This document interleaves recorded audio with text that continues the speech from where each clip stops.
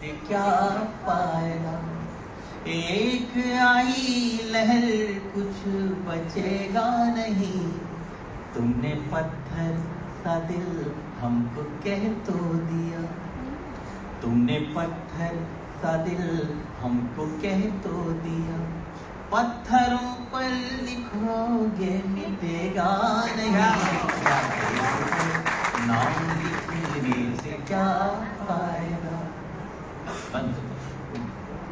मैं तो पतझड़ था फिर क्यों निमंत्रण दिया, ऋतु बसंती को तन पर लपेटे हुए। मैं तो पतझड़ था फिर क्यों निमंत्रण दिया, ऋतु बसंती को तन पर लपेटे हुए। आसमान में लिए प्यास तन में लिए, कब शरद आई पल्लू समेटे हुए। और ये पंक्ति आप कि तुमने फेरी निगाहें, अंधेरा हुआ, अंधेरा हुआ। तुमने फेरी निगाहें, अंधेरा हुआ। ऐसा लगता है सूरज उगेगा नहीं, क्या नाम लिखने से क्या फायदा। देखिए ये कार्यक्रम आज मेरे जीवन का एक अद्भुत कार्यक्रम है। मंच से हटके आज मैं आपको जो कुछ सुना रहा हूँ, जो मेरे पास बेस्ट है वो आपको सुना रहा हूँ। आपके पास जो बेस्ट हो मुझे दे दें।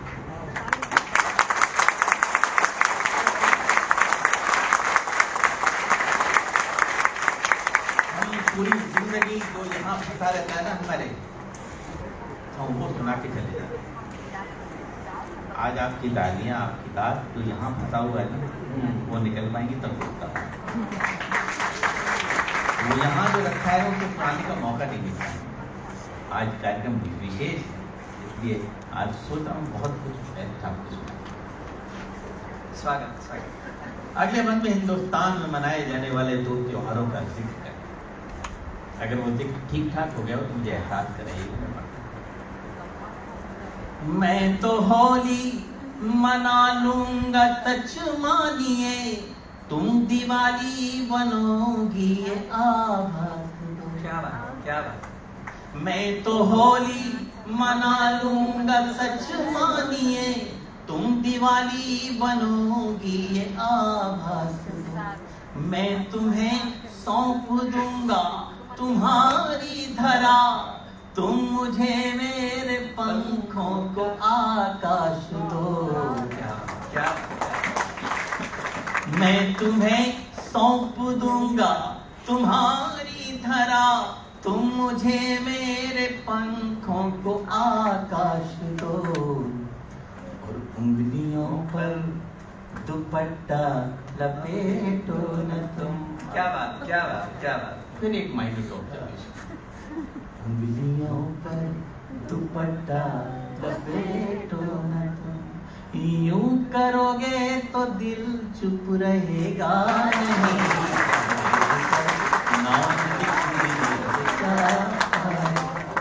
एक आई लहर कुछ बचेगा नहीं, तुमने पत्थर का दिल हमको कह तो दिया। गीत की अंतिम पंक्ति। ये होली दिवाली वाला एक बार और सुना दीजिए बहुत लोगों को। मैं तो होली मना लूंगा सच मानिए, तुम दिवाली बनोगी ये आभास दो। मैं तुम्हें सौंप दूंगा तुम्हारी धरा, तुम मुझे मेरे पंखों को आकाश दो। और उंगलियों पर दुपट्टा लपेटो न तुम, लपेटो न तुम। उंगलियों पर दुपट्टा लपेटो न तुम, यूं करोगे तो दिल चुप रहेगा नहीं। नाम लिखने से क्या फायदा। इधर के जो 20-25 लोग हैं ये इस महफिल को बड़ी जिंदगी दे रहे हैं। इधर के भी ऐसे हो जाए कितना अच्छा लगेगा। इश्क जब एक तरफ हो तो सजा देता है, इश्क जब दोनों तरफ हो तो मजा देता है। गीत के अंतिम मजा दीजिए, सब मिलके मजा दीजिए जी। गीत के अंतिम पंक्तियां, बहुत ही सुंदर अंतिम छंद। इन पंक्तियों में मेरी तपस्या है, पूजा, इनसे अच्छा अभी तक मैंने कुछ नहीं लिखा, या यूं कहूं कि इससे अच्छा ऊपर वाले ने अभी तक मुझसे कुछ नहीं लिखाया, तो अतिशयोक्ति है। मैंने आपसे शुरू में कहा कि हम पूरी जिंदगी वो काम करते हैं जो हमारे पिताजी चाहते हैं। पिताजी कहते हैं कि इंजीनियरिंग पढ़ लो, डॉक्टरी पढ़ लो, लेकिन बच्चे के दिमाग में क्या चल रहा है ये पिताजी को पता नहीं। पिताजी थोपते हैं कि ये करना चाहिए तुझे, और हम वही करते हैं, लेकिन होता वही है जो जगत पिता चाहता है। पिताजी चाहते थे कि मैं डॉक्टर बनूं, मैं डॉक्टर बनूं, लेकिन संसार के पिताजी को ये मंजूर नहीं था। उसने मुझे किसी और चीज़ के लिए यहाँ भेजा था, मुझे कविता के लिए भेजा था। मैं जब मेडिकल अफसर था राजस्थान में, मैंने उदयपुर से किया था मैंने, तो जब मेरी 2 साल बाद ट्रांसफ़र हुआ तो मथुरा वृंदावन की बॉर्डर है, पूंछरी, गिरिराज जी की परिक्रमा लगती है वहाँ पे, वहाँ मेरी पोस्टिंग हो गई 5 महीने के लिए। हमारी तभी शादी हुई थी, और उस 5 महीने में मैंने भगवान कृष्ण के 5 जन्मों का सुख भोगा। और ये पंक्तियाँ साहब मैं निवेदन, आँख खोली तो तुम रुक्मिणी से दिखी, क्या बात। बंद की आँख तो राधिका तुमने, आँख खोली तो तुम रुक्मिणी से दिखी, बंद की आँख तो राधिका तुमने, जब भी सोचा तुम्हें शांत एकांत में, मीराबाई थी एक साधिका तुमने। इस पंक्ति पर पूरा गीत रचा कि कृष्ण की बांसुरी पर भरोसा रखो, कृष्ण की ऐसे ही लाइफ बनी रहिएगा तो मुझे लगेगा आप मुझसे जुड़ रहे हैं कि कृष्ण की बांसुरी पर भरोसा रखो, मन कहीं भी रहे पर डिगेगा नहीं।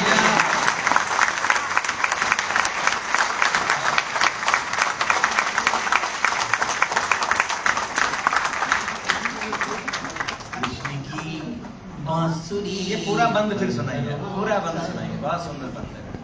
आँख खोली तो तुम रुक्मिणी से दिखी, बंद की आँख तो राधिका तुम लगी, जब भी सोचा तुम्हें शांत एकांत में, मीराबाई सी एक साधिका तुम लगी, और कृष्ण की बांसुरी पर भरोसा रखो। क्या बात। मन कहीं भी रहे पर दिखेगा नहीं, नाम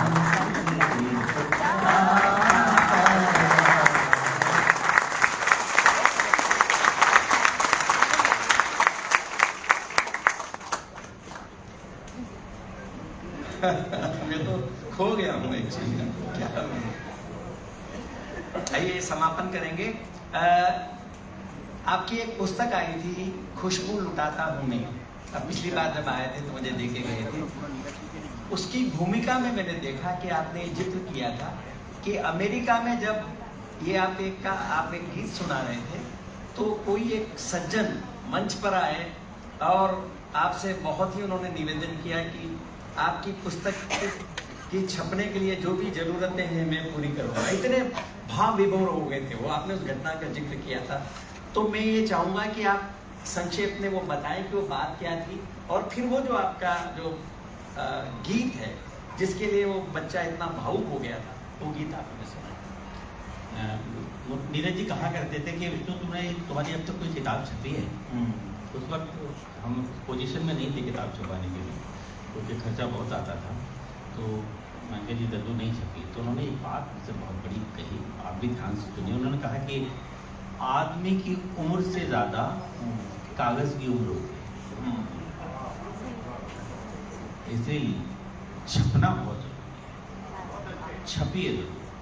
तब फिर हमने उसकी तरफ ध्यान दिया, फिर कविताएं बहुत सारी लिखी, इकट्ठी तो पहले से थी, उनको एक जिल्द में बांधने का प्रयास किया। तो उसमें एक कविता थी ऐसी, मैं बहुत संक्षिप्त में बताता हूँ कि क्योंकि हमें समय का भी ध्यान रखना। बोर तो नहीं हो रहे आप लोग?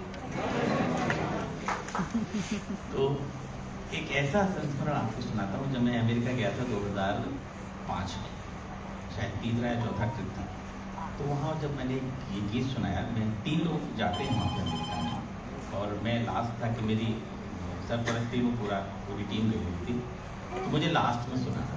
वहाँ एक अजीब सा एक ट्रेडिशन है, अजीब सा क्या, बहुत अच्छा ट्रेडिशन, वो यहाँ पे नहीं है। हमारे यहाँ तो तालियाँ बजाते थे, खुश हो जाते हैं, वो आवा करते थे। वहाँ पे जो ट्रेडिशन है, आपको बहुत पसंद कर रहे हैं वो लोग, आप दिल से जुड़ गए हैं और आपको बहुत पसंद कर रहे हैं, तो स्टैंडिंग ओवेशन देते हैं, अपनी सीट पर खड़े होकर हो जाते हैं।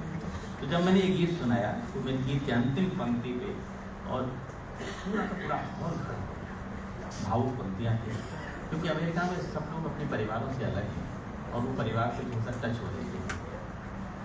मेरे जीवन में वो पहला वाक़या, इतने लोग खड़े होकर के मेरी मामूली सी पंक्तियों पे और तालियां बजाना, और सच बता रहा हूँ आपको 3-4 मिनट तक तालियां बजती रही। फिर 1-1.5 मिनट तो मैंने देखा, फिर मैंने क्या आंखें बंद की, मैंने भी पागल ना हो जाऊँ कहीं, मैं वो दृश्य को देख नहीं पाया। बहरहाल वो गीत खत्म हुआ, जब बाहर आया तो एक लड़का लगभग 30-35 साल का होगा, तो उसने मेरा पाँव छुआ और बोला, सर मैं आपसे बड़ा प्रभावित हूँ। वो मेरे पिताजी जो है ना, वो तो दूर खड़े हुए थे, आप उनसे मिल लीजिए, मेरा मन है आप मिलिए। ये मेरे देवता हैं, मेरे घर में कोई भगवान की तस्वीर नहीं, मेरी माता जी नहीं है, बस ये पिताजी हैं, इन्हीं की पूजा करता हूँ, कोई मंदिर नहीं जाता, कोई हनुमान चालीसा मेरे घर पे नहीं है। तो इतना प्रभावित हुआ, फिर अगले दिन मुझे घर पे बुलाया कि आज उन्होंने इतना प्रभावित है, मेरी मदर और फादर के नाम से, अगर आप कुछ, मैं चाहूँगा कि आपके लिए कुछ करूँ। तो वो किताब उन्होंने मेरी छपवाई थी, तो वो उसमें एक गीत था जो बाद में महाराष्ट्र बोर्ड में मेरा 7वीं क्लास में पढ़ाया जा रहा है। बहुत आसान गीत था, प्रश्नों और उत्तरों का खेल था पूरे गीत। एक दिन फूल से तितलियों ने कहा, एक दिन फूल से तितलियों ने कहा, कैसे रहते हो खुश तुम हर एक हाल में। ये डिटोरिएशन का युग है सर, पतन का युग चल रहा है इस तरह, चाहे वो आध्यात्मिक पतन हो, चाहे वो सामाजिक पतन हो, या राजनीतिक पतन हो, या पारिवारिक पतन। मैं आपसे पारिवारिक पतन पर 2-3 मिनट गुफ्तगू करूँगा, क्योंकि अगर हम यहाँ से ले जाएं तो ज़्यादा अच्छा है। एक दिन फूल से तितलियों ने कहा, कैसे रहते हो खुश तुम हर एक हाल में। अब जवाब सुनिए, फूल बोला कि खुशबू लुटाता हूँ। क्या बात। फूल बोला कि खुशबू लुटाता हूँ मैं, जबकि रहता हूँ कांटों के जंजाल में।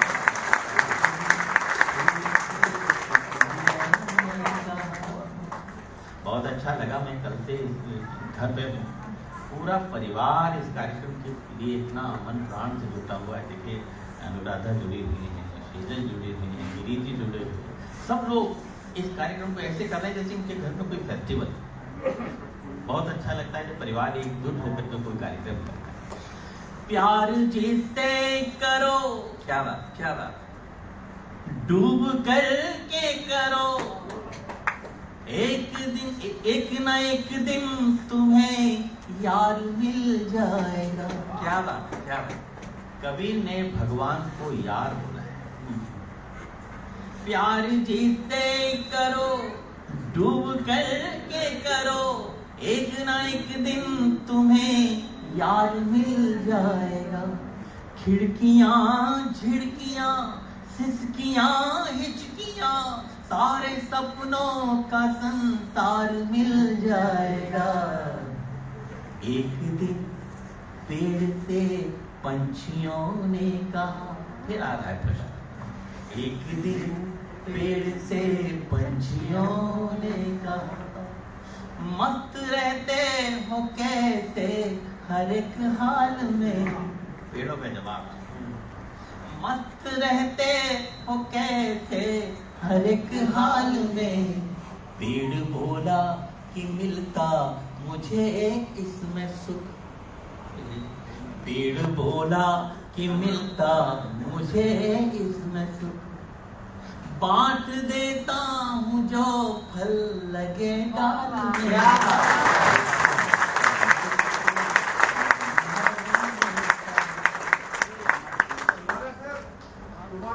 पहली बार में ढंग से सुन लिया पूरा।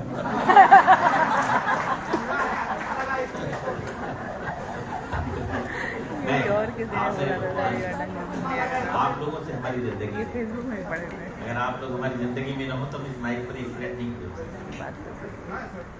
मैं देखिए, चाहे वो प्रेमिका हो चाहे ईश्वर हो, दोनों के लिए नियम एक जैसे। क्या बात, प्यार जिसे करो डूब करके करो, एक ना एक दिन तुम्हें यार मिल जाएगा। खिड़कियां झिड़कियां सिसकियां हिचकियां, सारे सपनों का संसार मिल जाएगा। एक दिन पेड़ से पंछियों ने कहा, मस्त रहते हो कैसे हर एक हाल में। पेड़ बोला कि मिलता मुझे इसमें सुख। बांट देता हूँ जो फल लगे डाल में।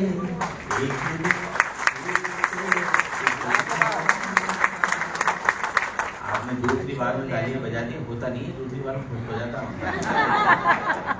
दूसरी बार में आपने तालियां बजाई, इसका मतलब आप मोहब्बत करते हैं। इनको ध्यान से सुने। बहुत गीत का अगला बंद। हाँ, अरे अरे भैया यार प्लीज मैं बंद गया। अगला बंद।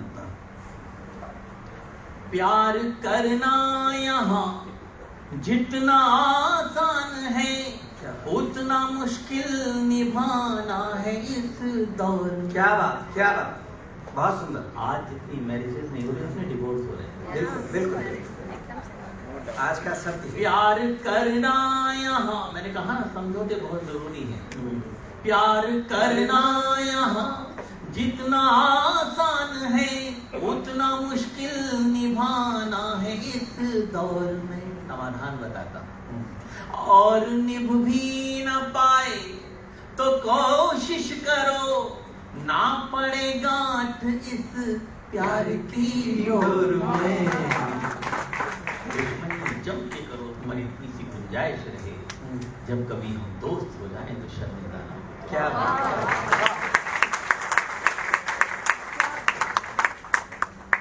प्यार करना यहाँ जितना आसान है, उतना मुश्किल निभाना है इस दौर में।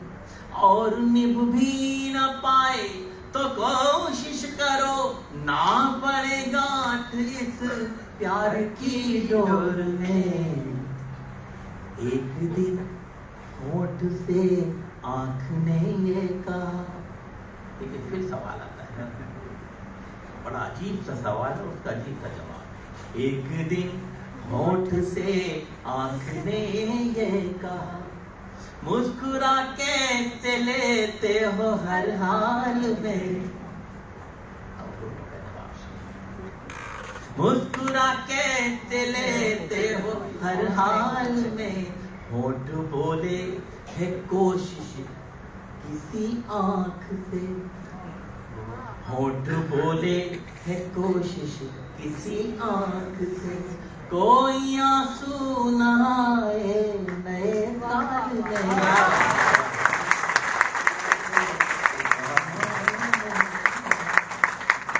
और गीत की अंतिम मैं पढ़ता हूँ, जिनके लिए पूरा गीत आज का जिक्र आदरणीय गोविंद भाई साहब ने किया। मैं निवेदन, जिंदगी उसकी बेरंग हो जाएगी। क्या बात, क्या मेरी उम्र से कम के लोग यहाँ बैठे हैं वो ध्यान से सुनो। मेरी उम्र से बड़े यहाँ जितने बैठे उन्होंने जिंदगी देखी है, उनको भी बहुत कुछ देखना बाकी है। जिंदगी उसकी बेरंग हो जाएगी, रंग फूलों से जिसने चुराया नहीं। क्या बात है, क्या बात है, क्या बात है। वो रहेगा सुखी जिसने मेहमान का क्या बात है। अपने घर में कभी दिल दुखाया नहीं। क्या बात है। और ये मैं कल से देख रहा हूँ। वो रहेगा सुखी जिसने मेहमान का अपने घर में कभी दिल दुखाया नहीं। एक दिन मैंने मंदिर में पूछा प्रभु, अब भगवान से सीधी टॉक हो रही है। एक दिन मैंने मंदिर में पूछा प्रभु, आपसे भी बड़ा कौन कलिकाल में। हे प्रभु, इस कलयुग में आपसे बड़ा कौन है? अब प्रभु जवाब दे, आपसे भी बड़ा कौन कलिकाल में। बोले, माँ बाप से है न कोई बड़ा।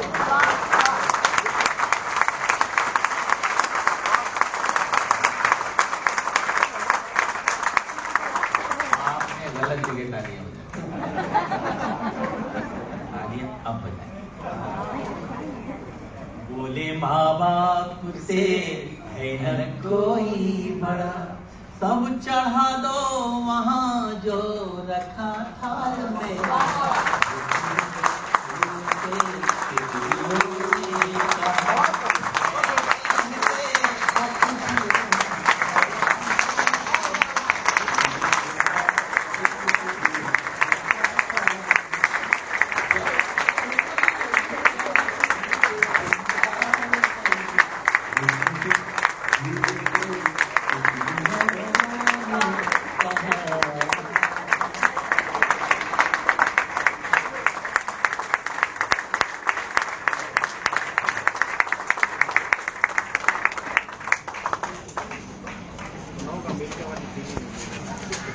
बहुत शुक्रिया आपका कि बहुत सुंदर गीत से आपने समापन किया।